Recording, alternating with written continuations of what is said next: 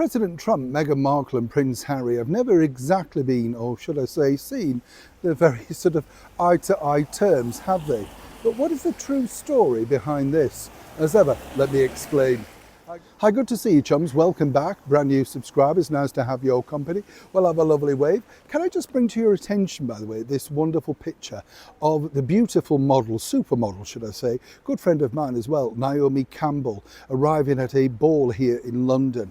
What a stunning look, what a stunning lady, and what a stunning dress. If that's a way to represent your country and say you're proud to be British, it's kind of up there, isn't it, in a more elegant way, some people might say, of Geri Halliwell's very famous Spice Girls Union Jack dress at the Brit Awards all of those years ago. But thank you, Naomi Campbell, for doing that, because it says a lot, and it says that you're proud, of course, of your heritage, your history, and more importantly, the country of birth. Many more should be like Naomi, you know, absolutely. Now let's get back, of course, to your royal story of the day. This really is an intriguing story, simply because, as you know, President Trump came over here for the second official state visit. And as I said to you at the time, this was colossally successful, because even though it was held at Windsor, and it was held basically so that, you know, President Trump didn't have the opportunity to address Parliament, right? So that's very important, let me point that out. And consequently, even though it was out at Windsor, in, of course, the beautiful splendour of Windsor Castle, it was a huge, huge success. And more importantly, gave us the opportunity over here in England to show off, you know, our pomp and circumstance, our wonderful costumes, the army, all the gilt and glitz that everybody expects to see around the world. You get the picture.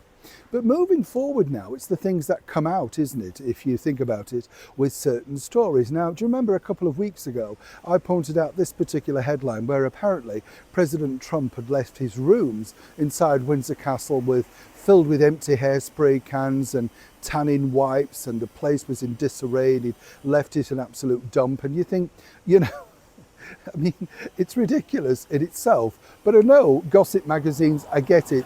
That's what they do. That's the idea, to sell it.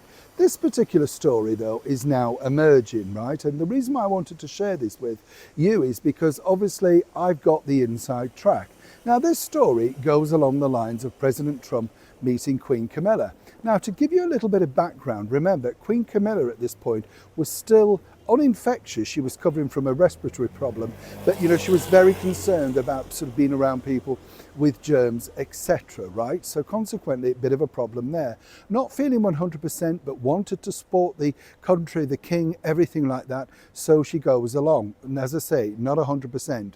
Now, the story goes, of course, that President Trump went up to Queen Camilla and basically said to her, you know, now what's the gossip regarding Meghan Markle?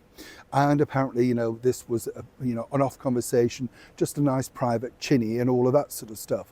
Well, interesting, isn't it? You know, because this is the problem with these gossipy headlines. It's very easy to find out the truth, and particularly when you know the people to ask for the truth, you know exactly the story.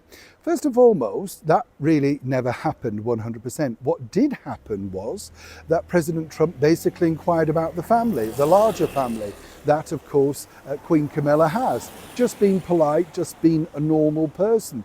There is no way that Queen Camilla would have discussed the likes of Meghan Markle, Prince Harry, the Sussexes, even with the President of the United States. And let's not forget that President Trump has already said that Meghan Markle is trouble, and eventually, you know, Harry's going to have to, well, buckle up, if you like. Now, what really went on behind the scenes, as I say, was truly this. They had that very interesting conversation, nothing untoward or anything like that. Why was this story put out there, and who is planting it? Quite simply this. If you remember, when President Trump got up to speak at that function, he pointed out that His Majesty the King had an excellent son, made a pointed effort, because remember, he's only really met Prince William at length for a chat. Harry was just a fleeting moment on the last visit to Buckingham Palace. So he wanted to make sure that that was out there in the public domain, that His Majesty the King had an excellent son in His Royal Highness the Prince of Wales, Prince William. Lots of people behind the scenes didn't like that, as you can imagine, over in the land of Montecito. And suddenly headlines like this about President Trump wanting the tea, as they call it, the gossip, the scurrilous rumours, to be verified.